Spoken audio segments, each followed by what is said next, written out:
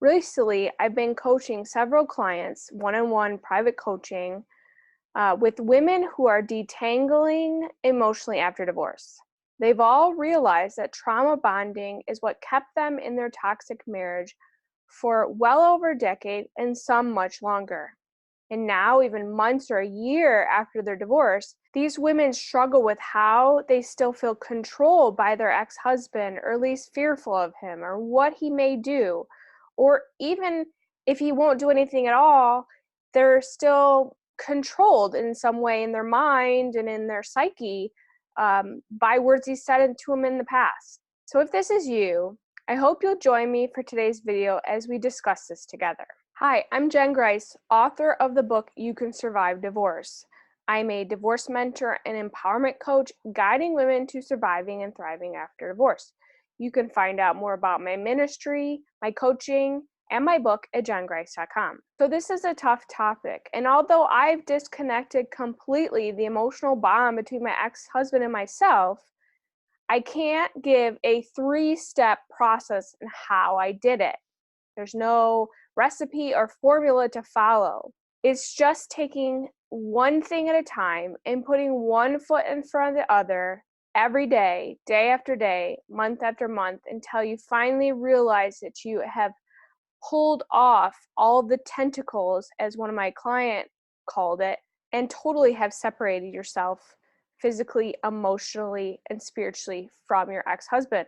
So all I can do is give you the path to get through this time and begin to process all that keeps you stuck from moving forward. Through this not so perfect path, there are mountains to climb and valleys to go through. One of my recent coaching clients, a year after her divorce and still healing, described it as tiny bubbles that come up out of nowhere and pop in your face, reminding you of something else you need to process and work through, even a year after divorce. I can honestly say that 7 years later, I rarely see these triggers come up anymore.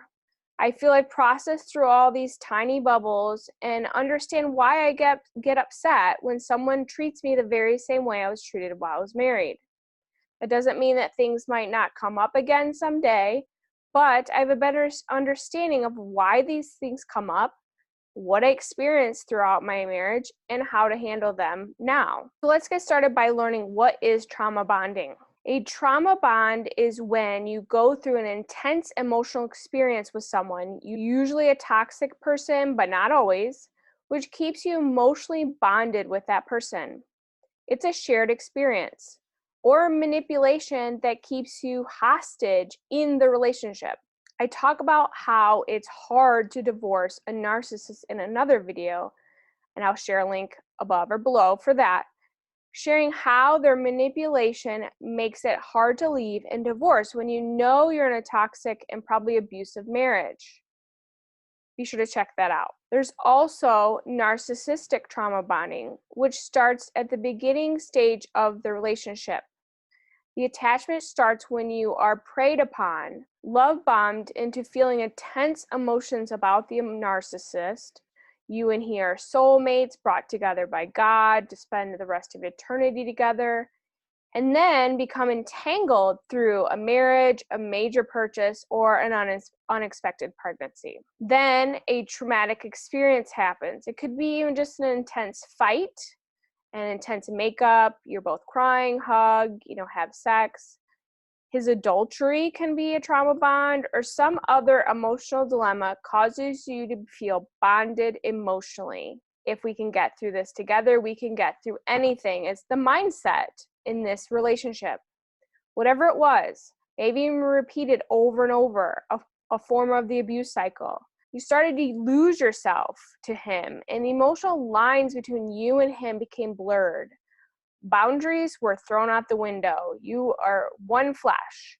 Your autonomy was no longer. You are part of your husband, maybe now your ex-husband, and now you're trying to detach from that and separate and break that bond. Lastly, I'll say some narcissists actually create these situations in order to trap you in the permanent relationship with him.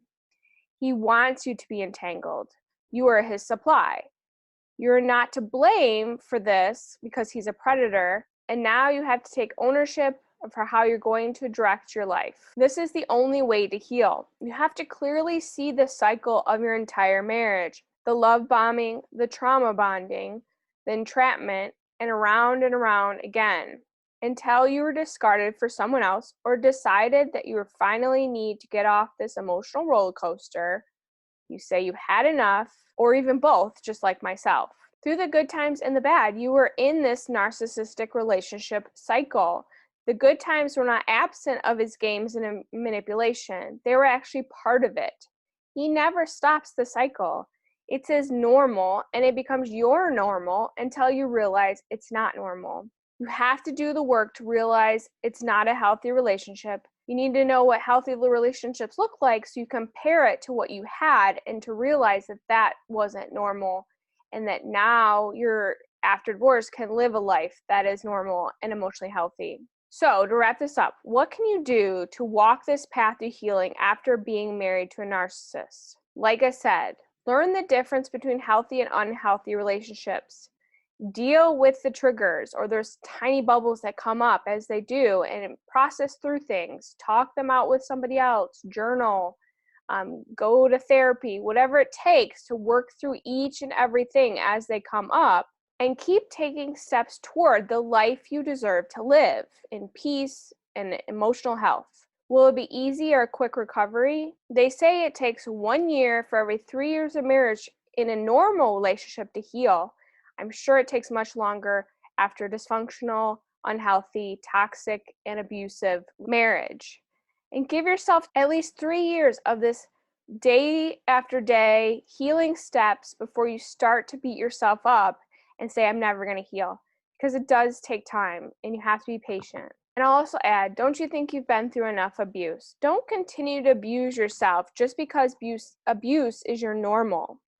Now is the time to create the new normal where you love yourself, accept yourself, and be everything that God created you to be. And lastly, before you go, if this is everything you're experiencing, if you're divorced and doing the same type of healing, I'm starting a Stronger Woman After Divorce group coaching program in October 2019. It was going to be a course, but then I realized through coaching many women that there are so many others dealing with the same kind of healing process to detangle or deprogram their brains to not be in bondage any longer to their ex-husband.